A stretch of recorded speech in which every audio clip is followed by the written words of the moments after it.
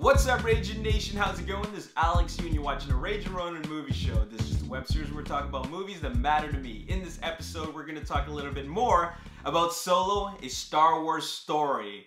I did my review for it, but that was like a couple of weeks ago, and Solo, a Star Wars story kind of came and went. It just came, and then it was gone, and then that was it. And it was a little bit underwhelming, and actually really quite underwhelming at the box office, just because it really isn't doing the same numbers that any of the previous films are doing. In fact, it is officially declared a box office bomb, which is really quite unfortunate because it is Star Wars. It should be an outstanding film in both, you know, its financial and critical aspects. You know what I'm saying?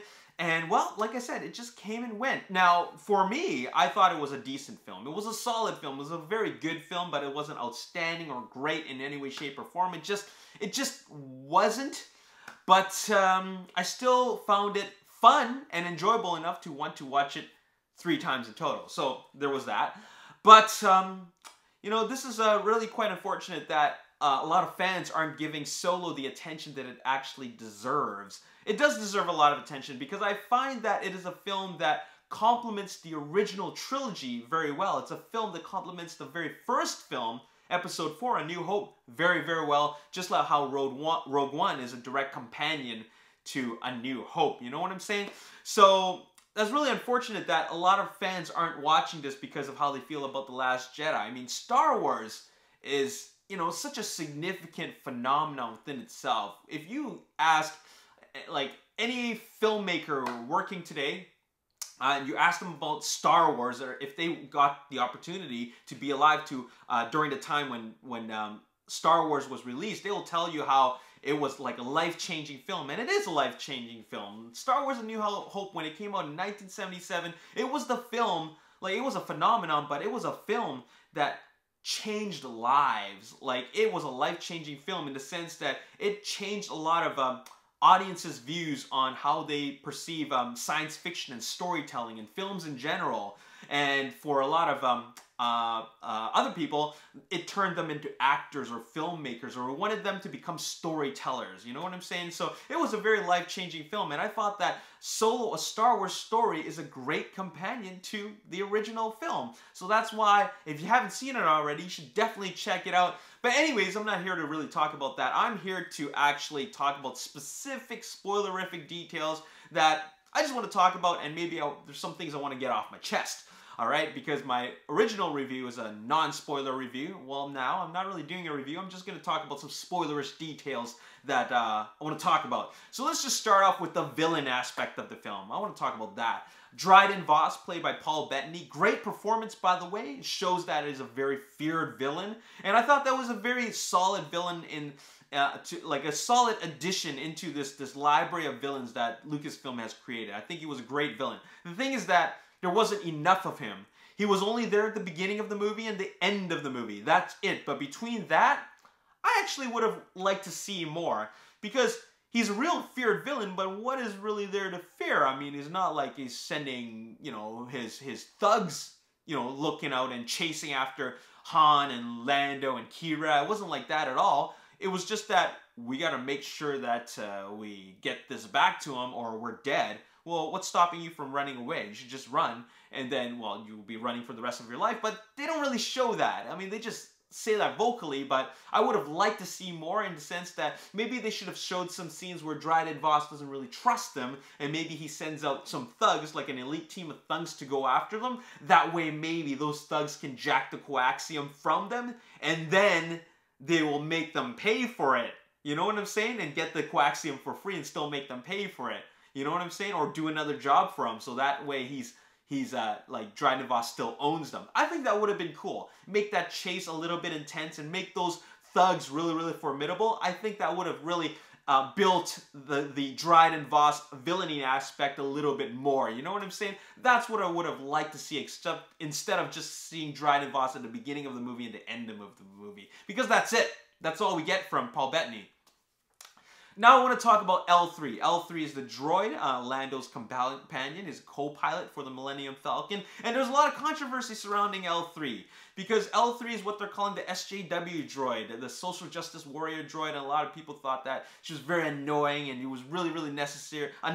And it was a droid that they just threw in there to be more progressive. Well, I agree it's progressive, but my stance on that is that I thought that L3 was a very unique and interesting character and a great addition to the story because I find that, like, not is it so much a reflection of the times, but it's realistic. You know, we have people out there fighting for animal rights and a lot of other, like, rights, like human rights and a lot of things, right? But what about, like, droid rights? I think that's a real thing for people to fight for droid rights because there's slavery out there, but like a lot of droids have become autonomous and, you know, self-aware. So I don't see why that's such a big deal. Why people would be offended by a droid that wants to fight for droid rights. I mean, maybe she was a little bit too out there, as in like that's all she ever talked about. It really wasn't that, but like it was still like something that I find is a very nice touch. Like to add that in, like to see the droids stomping on the control panels of their masters, that's something that's not like we haven't seen before. Like watching that was fun, but it's not like it's something we haven't seen before. I mean, look at The Matrix. The movie was just about that, and that became like an international phenomenon.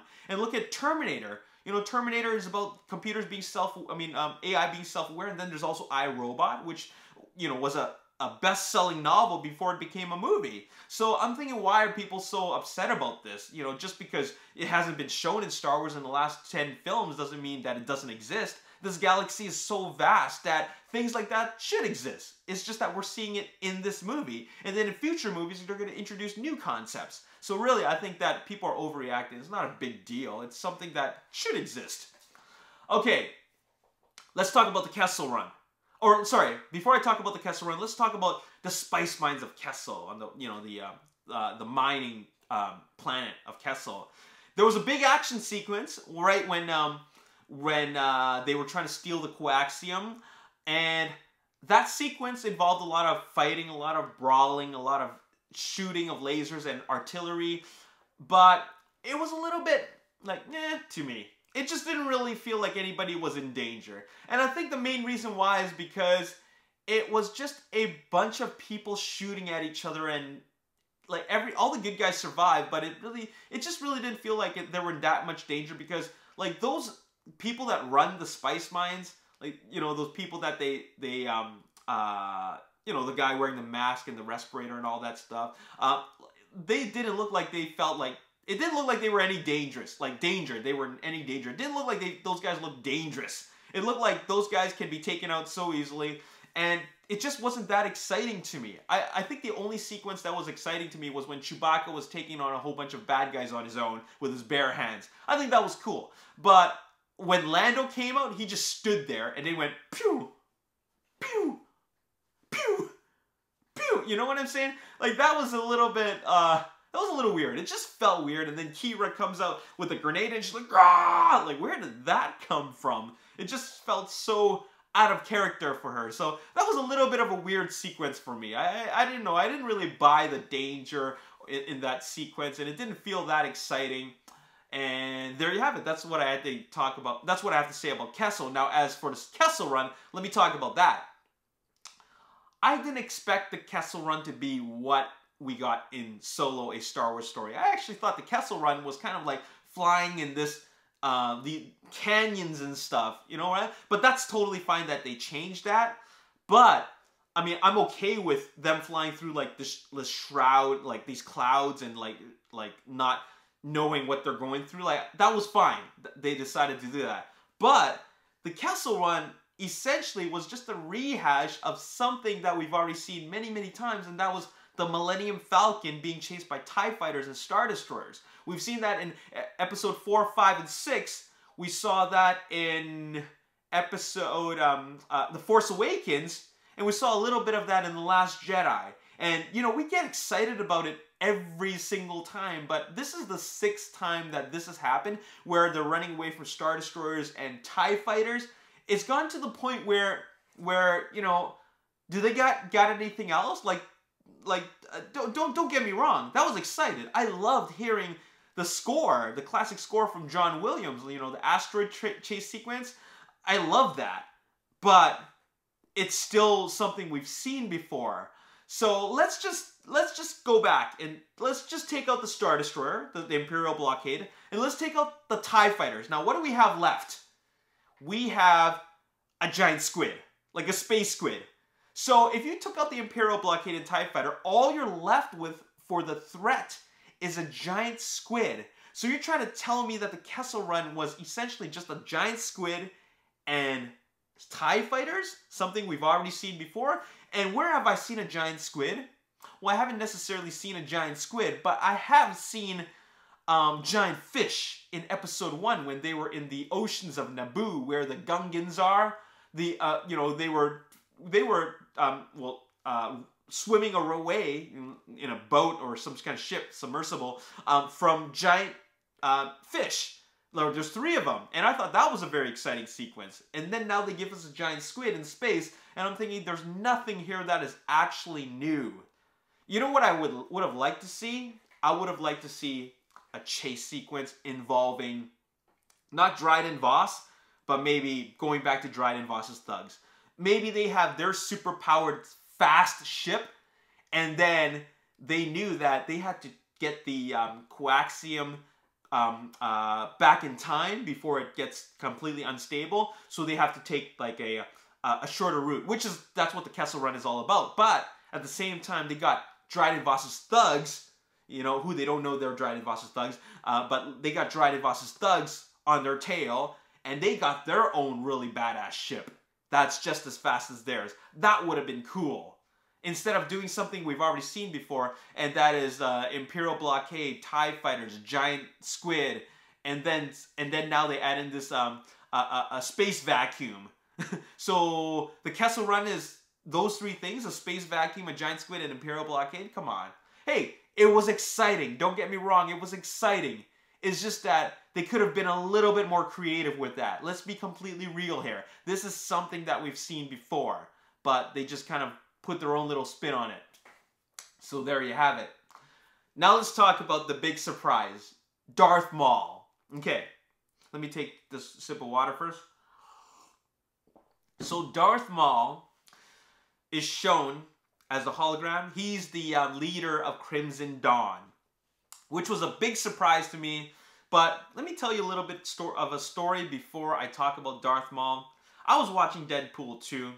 And then I was looking at, while I was waiting for the movie to start, I was out in the lobby looking at posters. I was looking at Deadpool 2 posters, Avengers Infinity War poster, and then Solo poster. Solo hadn't been out yet.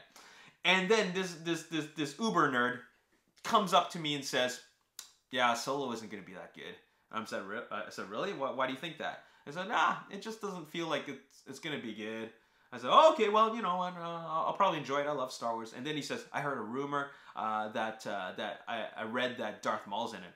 And I said, I don't believe that. You know, that's weird. Like you know, that's out there. And he says, yeah, he's in it, apparently. And I was just thinking to myself, no, that's just ridiculous, okay? So it turns out he's in it, okay? And my reaction to Darth Maul would have been way more of surprise and shock had I not heard that. What gives you the right to just come up to me and talk to me and just start spoiling the movie just like that? Because if you read something, keep that to yourself. You know what I'm saying? Like, really keep it to yourself. Because if I had known that was really like an actual spoiler, which it ended up being, I didn't know at the time, I would have really, I would have dropped him. You know what I'm saying? I would have, you know, like, just shut the, you know, I was pretty pissed off about that. But like, if he sees this, like, yeah, he probably won't, but, you know, should have just, like, shut the up, you know what I'm saying? Keep the spoilers to yourself, because nobody likes that. You're being a by just saying stuff to random people and spoiling the movie. Anyways, rant over. Okay, let's talk about Darth Maul. So, Darth Maul, pretty exciting stuff to know that one of my favorite villains in the prequels is back. That was a bit of a shock and a surprise. But Darth Maul did come back in the animated series. So this is a big homage to the fans. This is something that was what they call fan service. But if you have never watched Rebels or Clone Wars, this is something that'll be like a WTF moment. This is something like, what the heck? What? Really? But still, at the same time, very, very cool. So, with that being said, Darth Maul being at the end of Solo, being the leader of Crimson Dawn, makes me want to watch more. I need a Solo 2, and I need a Solo 3, okay? Make Solo a trilogy before we get to A New Hope. That would be really, really cool. I would love to see a lot of things that happen between the events of Solo and A New Hope. Make it 2 movies. I think that they could make a really great trilogy. I want to see more of Crimson Dawn and more of Darth Maul. Oh man, that would have been so cool, but who knows if that's really, really happening. Okay, now I've talked about things that I thought could have been improved, or like some aspects of the film that I thought were kind of questionable. Let me talk about some things that I really liked about the film. I liked Enfys Nest. I really liked Enfys Nest before Enfys Nest revealed that she's part of a rebellion. I like Enfys Nest because it felt like they are space pirates. They're like gangs. You know who they reminded me of? I don't know if you're familiar of Shadows of the Empire, the multimedia canon release that took place between Empire Strikes Back and Return of the Jedi. Shadows of the Empire with Dash Rendar as the main character. There are something called the Swoop Gangs. Those guys, Enfys Nest reminded me of the Swoop Gangs, and I was thinking, oh, this is so cool.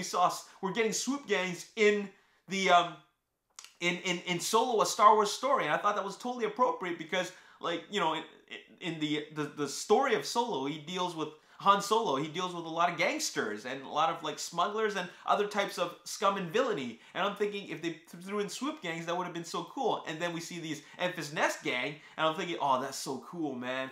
Only if Enfys Nest would have been more of like a villain, as opposed to, you know, revealing themselves as a rebellion. I'll be completely honest, I don't care about Enfys Nest being part of the rebellion, because this theme where they turn around and make these characters fight for the rebellion, it's something we've seen before. It's something we've seen in A New Hope, where Han Solo doesn't want to fight for the rebellion. Luke originally didn't want to fight for the rebellion, or he didn't even care about the cause. I mean, he cared about the cause, but he felt there was nothing he could do about it. And then, of course, in Rogue One, Jyn Erso, she wanted nothing to do with that, right? But then she ends up, you know, fighting for the rebellion. So we've seen this. I don't think I need to see this theme again and again and again. I kind of want to stray away from that and just have Solo do his thing. So I would have preferred that Enfys Nest be Enfys Nest and their own swoop gang, and then they're just like another bunch of bad guys. I would have been totally okay with that. I didn't need that reveal where they were, you know, we're fighting for a larger, greater cause, for the greater good. I didn't really need that. So there you have it. And finally, I want to talk about the train sequence. That train sequence where the original plan to steal the coaxium, that was awesome. That I felt was the most Star Warsy thing that was Star Warsy, but also very, very different. Like, it felt like Star Wars, but at the same time, it was something totally different. When's the last time you ever saw a train sequence, like a heist sequence? That's really, really cool. Like, that really made me feel like, okay, this is a heist, okay? And to top things off, they had those stormtroopers with the magnetic boots, and then swoop gangs, Enfys Nest come by. Super, super cool sequence. My favorite sequence in the entire movie. I thought that was really, really great. The thing is that, the train sequence reminded me of, once again, Shadows of the Empire, when Dash Rendar was on the train right before he was about to go up against IG-88. Now, that was really, really cool. I actually am not even sure if Shadows of the Empire is canon anymore. Is it canon anymore? Does anybody know that Shadows of the Empire is still considered canon? Because, like, I really liked that it expanded to that, and it was really, really cool. So, anyways, yeah. I love the train sequence. Okay, last thing I want to say is that I think it's a real big shame that haters of The Last Jedi won't give this film a chance. Because I'm pretty positive that if you hated The Last Jedi, but you liked Rogue One, you will love Solo, A Star Wars Story. It's a really good film. Like, it really complements the original trilogy. And I see a pattern here. I see a pattern. People who love the original trilogy, they didn't like the prequels. But they also didn't like episode 7 and 8. But they loved Rogue One. And I feel that if you love the original trilogy, you love Rogue One, you hated the prequels and the sequels, you will really like Solo. Because those 5 films, Solo, Rogue One, and original trilogy, they work well together. They are just films that go together and shouldn't be watched without watching each other. You know what I'm saying? Like, you should really include them into the story. And I hope I can convince you to watch Solo: A Star Wars Story. Even if you decide not to watch it in the theaters, at least watch it on home video like Netflix or whatever. Like, just give it a chance, because you will find that you missed out on something. After you watch it, you're going to wish that you watched it on the big screen, because like I said before, it is like Rogue One. It's a film that complements A New Hope really, really well. So there you have it. Anyways, that's all I got to say in this episode. This has been my spoiler chat for Solo: A Star Wars Story, and I'm looking forward to episode 9. I really am. That's a year and a half from now, and we got so many more Star Wars films coming out soon. And I'm excited for all of them. I love Star Wars. I'm a big fan, and I just love that universe, and I want to see it expanded. Anyways, that's all I got to say in this episode. I hope you enjoyed it. As always, if you enjoyed watching this episode, make sure you hit the like button, subscribe to the YouTube channel, like me on Facebook, The Ragin Nation. Also follow me on Twitter, Ragin Nation. My name is Alexi. Thanks for watching. See you next time. Peace.